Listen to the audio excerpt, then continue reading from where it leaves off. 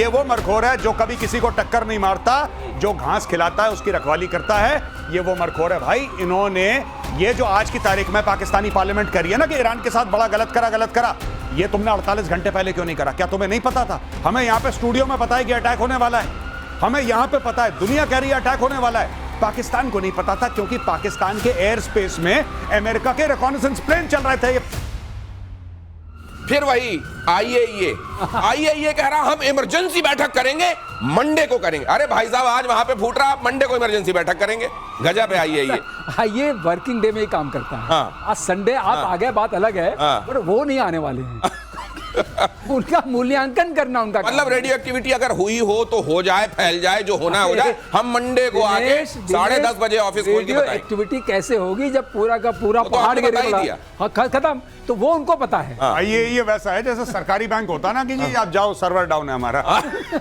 Server down है इनका, वो कुछ नहीं है। अच्छा मैं एक और चीज कहना चाहता हूं। हाँ। एक भविष्यवाणी तो नहीं लेकिन मेरा एक एनालिसिस है, सर्वे लग रही। देखिए ईरान जब हिट बैक करेगा तो सिर्फ ऐसा ही नहीं कि हॉर्मुज में हिट बैक करेगा, उसके अभी भी प्रॉक्सी जिंदा हैं और इनका सबसे इंपॉर्टेंट प्रॉक्सी जो है वो हुथीज हैं जो कि यमन के साउथ में हैं।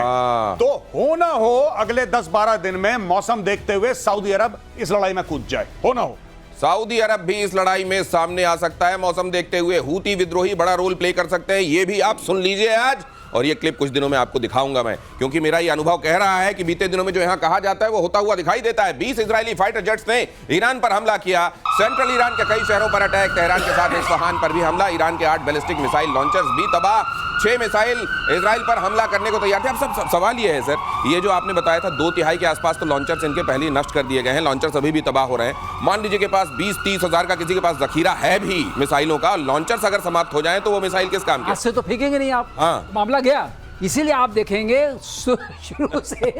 शुरू से वो ये कर रहे हैं कि लॉन्चर जिस लॉन्चर से मारते हैं, जैसे खैबर शिकान जिस लॉन्चर से गई, इसमें वो भी शामिल है। उस लॉन्चर को भी खत्म कर दिया क्योंकि लोकेशन मिलती है और सैटेलाइट इमेजरी उनको कंटिन्यूअसली आ रही है। अच्छा, जिस लॉन्चर से आप मारते हैं उस लॉन्चर के कोऑर्डिनेट्स आ जाते हैं। वो साइलोज हैं, साइलोज को आप मूव कर नहीं सकते।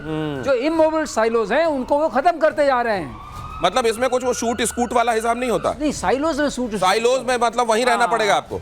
वो वाला होता है, अलग होता है। हाँ, वो अलग होता है। तो वो तो आप दिखता है, सरफेस पे है। हाँ। उसको आप मार सकते हैं, वैसे भी आपका इमेजरी है। लेकिन साइलोज को मारना बड़ा मुश्किल होता है। और ये जो मिसाइल्स हैं जो हाइपरसोनिक होती हैं, साइलोज में होंगी। सर एक और क्यूरियोसिटी है और वो आप बता सकते हैं, लेकिन इस खबर के बाद ईरान के एयरबेस पर इजरायली सेना का बड़ा हमला, ये फ्लैश कीजिए। ईरान के 2 F-5 फाइटर जेट्स तबाह, फाइटर जेट्स दैचफुल एयरपोर्ट पर तैनात थे। एक बात जो ये कही जा रही है कि मॉडर्न डे वॉरफेयर में अब ये ड्रोन्स, फाइटर जेट्स, इनकी बहुत ज्यादा बढ़ती जा रही है आज कीमत ये।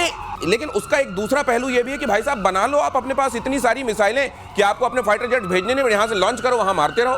बिल्कुल सही दिनेश। कई बार हम ये सोचते हैं एक अगर हमें स्टेल्थ फाइटर जैसे आप चाहते हैं F-35 फुली लोडेड F-35 आपको 1000 करोड़ पड़ेगा। 1000 करोड़ में आप हाइपरसोनिक मिसाइल्स कम से कम बना लेंगे। कितने? 20 करोड़ की भी एक पड़ी तो आप 50 बना लेंगे।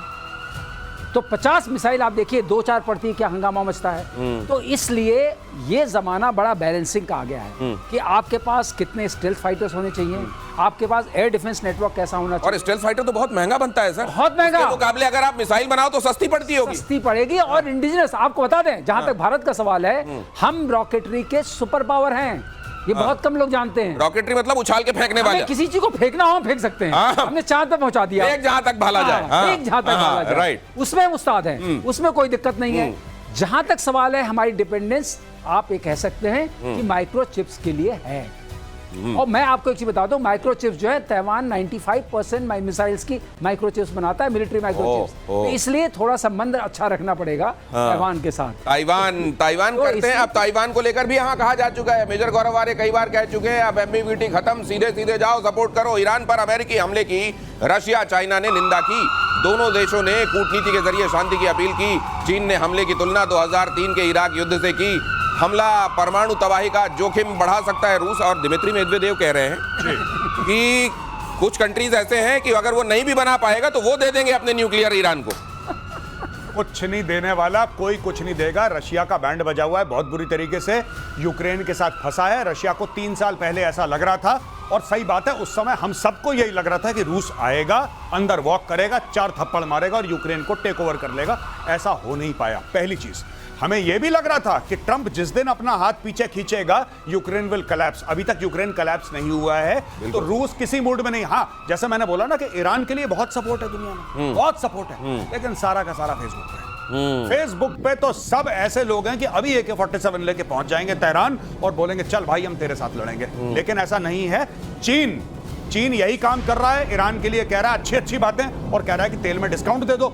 रूस ने भी बोला था कुछ समय पहले, 2-3 दिन पहले रूस ने भी बोला था। व्हाइट हाउस ने क्या बोला उसको कि पहले भैया तू यूक्रेन देख ले यार, तो ये ईरान इजराइल छोड़, पहले अपने घर का मामला ठीक कर, फिर बाद में और चक्करों में पड़ी। ये दोस्ती तो वो वाली लग रही है, वो जो कहा जाता है कि शराबी यार किसके, खाए पिए खिसके। तो ये मतलब ये कि केवल वो कोई सॉलिडेरिटी। फर्क सबसे बड़ा क्या है? फर्क सबसे बड़ा ये है कि अगर कोई मुल्क ये कहता है कि हम इजराइल के साथ खड़े हैं, तो इजराइल को पैसे भी दे रहा है, हथियार भी दे रहा है, उसके लिए लड़ भी रहा है, जैसे अमेरिका। ईरान के लिए कौन कर रहा है? क्या रूस ये ऐलान कर रहा है कि हम अपने इतने डिवीजन टैंक के भेज रहे हैं, हम इतने रॉकेट्स भेज रहे हैं? क्या चाइना ऐलान कर रहा है कि वहां पे PLA आएगा और PLA ठोक देगा? कोई कुछ नहीं कर रहा, सब फेसबुक पे मामला चल रहा है इनका। हाँ, डिप्लोमेटिक प्रेशर डालेंगे, लेकिन ट्रंप तो यही है ना। ट्रंप ने क्या बोला था? बड़ा मशहूर बयान ट्रंप का है। ट्रंप ये कहता है मैं ईरान पे अटैक करूंगा या ना करूंगा किसी को नहीं पता। कह रहा मुझे भी नहीं पता, किसी को नहीं पता, कुछ भी हो सकता है। नहीं, और लोग तो उसका भी बात कर रहे हैं कि 2011 में उन्होंने ओबामा को लेकर यह कहा था कि ओबामा ईरान पर अटैक करेंगे क्योंकि उनको री इलेक्ट होना है, इसलिए कर देंगे। वो उस समय उन्होंने कहा था। और आज ईरान की जो ढपली बजाई जा रही है उसमें इनका कितना बड़ा रोल। एक चीज और समझिए, पुतिन जो है इसमें अपनी रोटी सेक रहे हैं। पुतिन को समझ में आया कि अब मैं मॉरली हाई ग्राउंड पर आ गया। नहीं, पुतिन से सवाल पूछा गया, साहब ये बताइए ईरान को लेके आप क्या करेंगे, आपको करना चाहिए। तो उन्होंने कहा देखिए आपको मालूम नहीं है, इजराइल में कितने सारे लोग जो रशियन स्पीकिंग लोग हैं वहां रहते हैं, और इतनी करोड़ों करोड़ की आबादी, हमको उस पर भी ध्यान देना है। पुतिन ने कहा है। और पुतिन ने अभी क्या किया, अब वो 4 ओब्लास्ट लेने के चक्कर में है। वो तो मतलब जब तक दुनिया का ध्यान इधर है ना, जब तक इधर शोले किया जा रहा है, बसंती इधर पता नहीं क्या हो जाने वाला अगला। देखिए ईरान पर हमले से बौखलाया मुस्लिम वर्ल्ड, ईरान पर अमेरिकी हमलों की खोलकर निंदा। सऊदी अरब, ओमान, इराक ने जताया एतराज, कतर और पाकिस्तान ने भी जताई आपत्ति। OIC, यस, OIC, ये वो वाला OIC है। अब देखिए बाकी जितने भी देश हैं जिनका भी नाम लिया जा रहा है, इंक्लूडिंग पाकिस्तान, ये सारे के सारे वो मुस्लिम देश हैं जहां पे ऑलरेडी यूएस के बेसिस हैं। तो भाई ये सब जमा खर्ची है, ये सब मुंह से बोल रहे हैं कि अच्छा ये तो बहुत बुरा हुआ, ये तो बहुत बुरा हुआ। अरे भाई बहुत बुरा हुआ तो तुम लोगों ने क्यों जगह दे रखी है बेसिस के लिए? तुमने अमेरिकन को क्यों वहां पे रख रखा है? पाकिस्तानियों ने तो अपने दे दिए, 2 बलूचिस्तान में दे दिए। नूर खान दुनिया भर का अपना रेड कारपेट लेआउट कर दिया, और यही पाकिस्तान कह रहा था नहीं इनको ना नोबेल प्राइज मिलना चाहिए ट्रंप को। आज की तारीख में पाकिस्तानी सरकार पे थू कर रहे हैं और बोल रहे हैं कि यार ये तुमने क्या करा, तुमने तो आलम इस्लाम के साथ गद्दारी कर दी। गद्दारी करने वाला मीर जाफर पाकिस्तान की सरकार नहीं है, वो आसिम मुनीर है आर्मी चीफ तुम्हारा, वो गद्दार है, उसको पकड़ो। और टर्की ने बुलाई थी बैठक अपने यहाँ, ऑर्गेनाइजेशन ऑफ इस्लामिक कोऑपरेशन, ये जो है भाई साहब, वहां जाके इन्होंने क्या किया है। और आप देखिए ये बताया जा रहा है हकीकत क्या, इसीलिए कह रहा हूं OIC। और डोनाल्ड ट्रंप की दोगली नीति बेनकाब हुई है। इधर एटमी अड्डों पर बम गिराकर ईरान से बोले ट्रंप अब शांति का समय है, रुक जाए ईरान। ट्रंप ने कहा ईरान को फौरन शांति स्थापित करना चाहिए, नहीं रुका तो ईरान में और तबाही होगी। गजब है वैसे ट्रंप भी, है ना? हाँ। पर जिस दिन ट्रंप ने यह बोल दिया था ना दिनेश भाई कि मैं क्या करूंगा किसी को नहीं पता, ये मुझे भी नहीं पता, ये किसी को नहीं पता मैं क्या करूंगा, उस दिन मैं समझ गया कि ये भाई बिल्कुल सही रास्ते पे चल रहा है। ये वो हाइपरसोनिक है जो कि रास्ता बदलता है अपना, सर बताते हैं ना कि ऐसे रास्ता बदल देती है हाइपरसोनिक। तो चल रही है 12-13 मार्क पे, कभी लेफ्ट जा रही है कभी राइट जा रही है, वो हाइपरसोनिक ट्रंप है। ये जब ये बंदा अमेरिका का राष्ट्रपति, the most powerful man on earth, जब ये कहता है ना कि किसी को नहीं पता, कह रहा मुझे खुद भी नहीं पता, कोई बात नहीं, घर की बात है, कुछ भी हो सकता है। और अब दुनिया में शांति होनी चाहिए, अब दुनिया में शांति होनी चाहिए। क्यों मैंने सब टोक दिया, अब शांति होनी चाहिए, अब शांति होनी चाहिए। और इस बीच ये खबर भी देखिए कि अमेरिकी हमले के बाद फंस गया है पाकिस्तान। ईरान पर अमेरिकी हमले की पाकिस्तान ने निंदा की है, हमले को अंतर्राष्ट्रीय कानून का उल्लंघन बताया है। कुछ दिन पहले ट्रंप से भी की थी मुलाकात पाकिस्तान भी, लेकिन ये जो गौरव बोलते हैं ये फेसबुक की सबको कहना है। देखिए यहाँ पर क्या है, इन सारे कंट्रीज में जिसकी हम बात करते हैं, जो रूलर्स हैं वो अलग हैं, अवाम अलग है। अवाम उम्मा वाली है, और वो कहते हैं मुस्लिम ब्रदरहुड का क्या होगा, तो उनके लिए कुछ न कुछ बोलना पड़ता है और बाद में फोन करके माफी मांग लेते होंगे, सर हमें बोलना पड़ रहा है, इसका कोई मतलब मत सर, लेकिन बहुत सारे लोगों ने ये भी कहा मेजर गौरव आर्य कि जब मुनीर को बुलाया ना तो अमेरिका जो डेमोक्रेसी करता है ना, उसने डेमोक्रेसी को भी एक तरीके से गाली दी। जी बिल्कुल। शहबाज शरीफ को भी एक तरीके से गाली दे दी और कह दी बेटा तू नहीं है, ये है, इसलिए इसको बुलाया। और आज की तारीख में मैं आपको बताऊं कि एक भेड़ जैसा होता है जो पाकिस्तान का राष्ट्रीय जानवर है, भेड़, उसको कहते हैं मरखोर। वो पाकिस्तान का राष्ट्रीय जानवर है। पाकिस्तानियों बदल लो, गिरगिट को रख लो अपना राष्ट्रीय जानवर। ये मरखोर कहते हैं। मरखोर, वो आईएसआई का भी साइन वही है, मरखोर। वो भेड़ है जिसकी ऐसे गोल। अच्छा, वो जाके ऐसे अपने सिर से जो कई जगहों पे टक्कर मार रहा होता है। लेकिन ये वो मरखोर है जो कभी किसी को टक्कर नहीं मारता, जो घास खिलाता है उसकी रखवाली करता है, ये वो मरखोर है भाई। इन्होंने ये जो आज की तारीख में पाकिस्तानी पार्लियामेंट करी है ना कि ईरान के साथ बड़ा गलत करा, ये तुमने 48 घंटे पहले क्यों नहीं करा? क्या तुम्हें नहीं पता था? हमें यहाँ पे स्टूडियो में पता है कि अटैक होने वाला है, हमें यहाँ पे पता है, दुनिया कह रही है अटैक होने वाला है। पाकिस्तान को नहीं पता था क्योंकि पाकिस्तान के एयर स्पेस में अमेरिका के रिकॉनेसेंस प्लेन चल रहे थे, ये पहले ही बिक चुके हैं। अब ये जो कह रहे हैं कि हम निंदा करते हैं, हम इसको गलत मानते हैं, अटैक गलत है, ये अपनी आवाम, क्योंकि आज की तारीख में पाकिस्तानी जो आवाम है, जो मुस्लिम्स हैं पाकिस्तान में 97%, वो सड़क पे आने की बात कर रहे हैं। वो कह रहे हैं कि तुमने मुस्लिम उम्मा के एक मुल्क की, एक अहम मुल्क की पीठ पर तुमने खंजर उतारा है, तुम धोखेबाज हो। तो उनको मॉडिफाई करने के लिए नहीं, ऐसे हम तो निंदा करते हैं, हमारा कोई लेना देना नहीं है। यही लोग कह रहे थे ट्रंप को नोबेल प्राइज दे दो। तो अगर ऐसा होने वाला है तो मुझको लगता है मुनीर फौरन इसको करेक्ट करेंगे, बहुत सारे फोन, घड़ियां, लैपटॉप लेंगे और ईरान चले जाएंगे। आप चिंता मत करो, उम्मा वालों को देने जा रहा हूं। कुछ दिनों में इससे पता चलेगा कि कौन कहां बैठा हुआ, कौन कहां बैठा। ये पुराने धोखेबाज लोग हैं, इसलिए मैंने इसको बोला था। अभी मैंने ट्वीट भी करा है जिसमें वर्दी में आसिम मुनीर, आप जाके मेरा ट्विटर देखिएगा, वहां पे लिखा है नेम टैब में मीर जाफर। ये मीर जाफर है, गद्दार है, या धोखेबाज आदमी है। मुझको लगता है कि अगर इसी तरीके से होता रहा, पाकिस्तान में बहुत सारे लोग पुकारने लगे हैं मुनीर को इस नाम से, मीर जाफर नाम से। कहीं ऐसा ना हो कि वही मुख्य नाम हो जाए। अगली खबर देखिए, ईरान के साथ पाकिस्तान की धोखेबाजी का खुलासा। ईरान के सैन्य कमांडर की जासूसी का आरोप। रिपोर्ट में दावा है कि मोहम्मद हुसैन बागेरी की लोकेशन लीक हुई थी। इजराइल ने मोहम्मद हुसैन बागेरी को मारा था। ये उधर से भी खा गए पाकिस्तान जो है, ये अब अगला, क्योंकि अब ये एक्सपोज हो गए हैं कि इन्होंने घड़ी बांटी, ये किया, अब कैसे देंगे लोकेशन, ये क्या करेंगे अब अगली बार? नहीं, ये कुछ नहीं, ये जितना देखिए, ये कुछ ना कुछ तरीका, पाकिस्तान कोई ना कोई तरीका निकाल लेता है पैसे कमाने का। ठीक है, पाकिस्तान ने अमेरिका से पैसे पकड़ लिए हैं, कहानी खत्म हो गई है।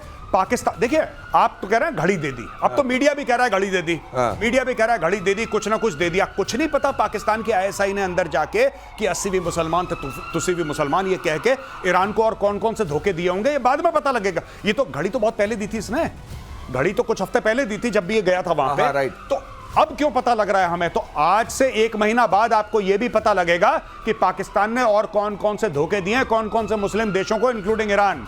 ये सबसे, भाई इन्होंने कोई ऐसा कोई सगा नहीं जिसको इन्होंने ठगा नहीं। अगली खबर देखिए, मिडिल ईस्ट की वॉर में फिर से फंसा अमेरिका। ईरान के पलटवार से बदल सकता है रुख। अमेरिका के खिलाफ रशिया, चाइना के लिए एक मौका भी इसको देखा जा रहा है। लेकिन क्या ये होगा? ये मार्शल श्रीवास्तव, ये जो लोग गैस कर रहे हैं कि अब ये हो सकता है, वो जो तब समझा गया था कि जिस तरीके से सीरिया में फंसा था ये जाके अमेरिका, इस तरह का हो जाएगा क्या? ये होता दिख रहा है? अभी ऐसा कुछ नहीं होगा। देखिए, रशिया तो ऑलरेडी फंसा हुआ है यूक्रेन के साथ, उसको पहले वो सॉर्ट आउट करना है, उसका अपना नेशनल इंटरेस्ट वहाँ है।